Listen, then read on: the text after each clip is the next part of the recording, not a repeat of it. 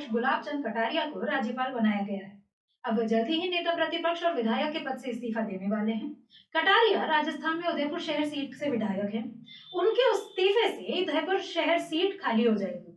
माना जा रहा है कि इस सीट पर अब उपचुनाव नहीं होंगे, मगर 2023 विधानसभा चुनाव के दौरान ये सीट अब कांग्रेस और बीजेपी दोनों के लिए बेहद महत्वपूर्ण साबित होगी। कटारिया 2003 से लगातार इस सीट से जीत रहे हैं। इस बीच प्रदेश में 2 बार कांग्रेस की सरकार आई, लेकिन वो हर बार जीते हैं। पिछली बार तो उन्होंने पूर्व केंद्रीय मंत्री और कांग्रेस के कद्दावर नेता डॉक्टर गिरिजा व्यास को भी हरा दिया था। 2023 के विधानसभा चुनाव के लिए भी इसे बीजेपी के लिए सेफ सीट माना जा रहा था, पर कटारिया के जाने के बाद यहाँ सियासी समीकरण बदल सकते हैं। इसके अलावा कांग्रेस उदयपुर शहर सीट को अपने लिए सबसे चुनौतीपूर्ण सीटों में एक मानती है। इसकी वजह भी है 1980 से बीजेपी नई पार्टी बनने के बाद से अब तक इस सीट पर कांग्रेस सिर्फ 2 बार जीत हासिल कर पाई है। वर्ष 1985 से 1990 में डॉक्टर गिरिजा व्यास और फिर 1998 में से 2023 में त्रिलोक पूर्विया केवल 2 कांग्रेस प्रत्याशी ही यहां चुनाव जीत सके हैं।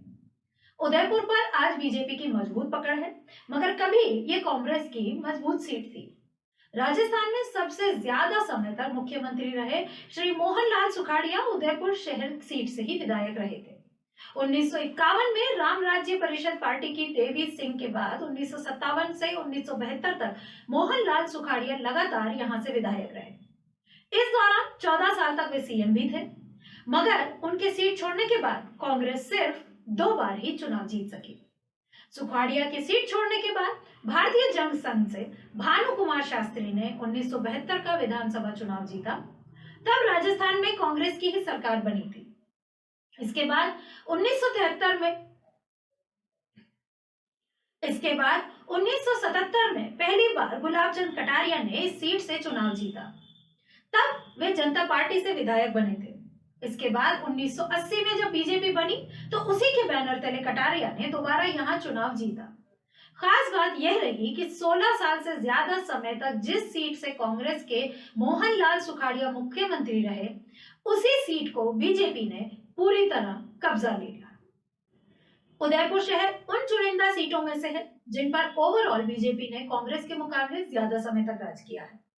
अब तक हुए 15 विधानसभा चुनावों में से 7 बार इस पर बीजेपी ने कब्जा किया, जबकि कांग्रेस सिर्फ 5 बार ही जीत सकी। इसके अलावा 1 बार जनसंघ, 1 बार जनता पार्टी और 1 बार राम राज्य परिषद ने चुनाव जीता।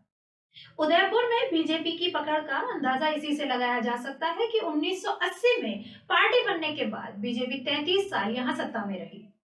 बीजेपी से गुलाब चंद कटारिया और शिव किशोर सनाटिये इस दौरान सत्ता में रहे, जबकि कांग्रेस से सिर्फ 2 विधायक ही चुनाव जीत सके। 1980 से 85, 1990 से 98 तक, फिर 2003 से अब तक यहां बीजेपी प्रत्याशी ने ही जीत दर्ज की है।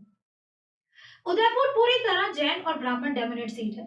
यही वजह है कि 1957 से लेकर अब तक एक मौके को छोड़ दिया जाए तो यहाँ जैन या ब्राह्मण नेता ही विधायक बना है। वर्ष 1951 में देवी सिंह के बाद यहाँ मोहनलाल सुखाड़िया और गुलाब चंद कटारिया के रूप में जैन विधायक रहे। वहीं भानु कुमार शास्त्री, डॉक्टर गिरिजा व्यास, शिव किशोर सनाटिया के रूप में ब्राह्मण विधायक बने। 1998 में कांग्रेस से विधायक बने त्रिलोक पूर्विया कलाल समाज से आते हैं। 2023 विधानसभा चुनाव में भी बीजेपी और कांग्रेस दोनों ब्राह्मण चेहरों पर दावेदारी जता सकती है। बीजेपी से जहां जैन चेहरे के रूप में महिला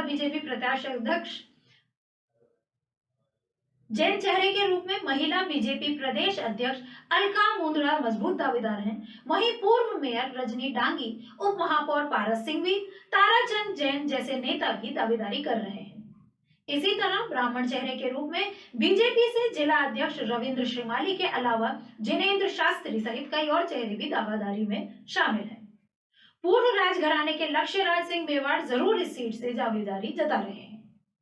इसी तरह कांग्रेस से देखा जाए तो मुख्य रूप से पंकज शर्मा, दिनेश श्रीमाली, गोपाल शर्मा, सुरेश श्रीमाली जैसे दावेदार बताए जा रहे हैं। लाल सिंह झाला और फतेह सिंह के रूप में राजपूत समाज से भी दावेदारी की जा रही है। इस तरह की रोचक राजनीतिक खबरों से जुड़े रहने के लिए चैनल को सब्सक्राइब जरूर करें। डिजिटल आवाज खबर कुछ हटके।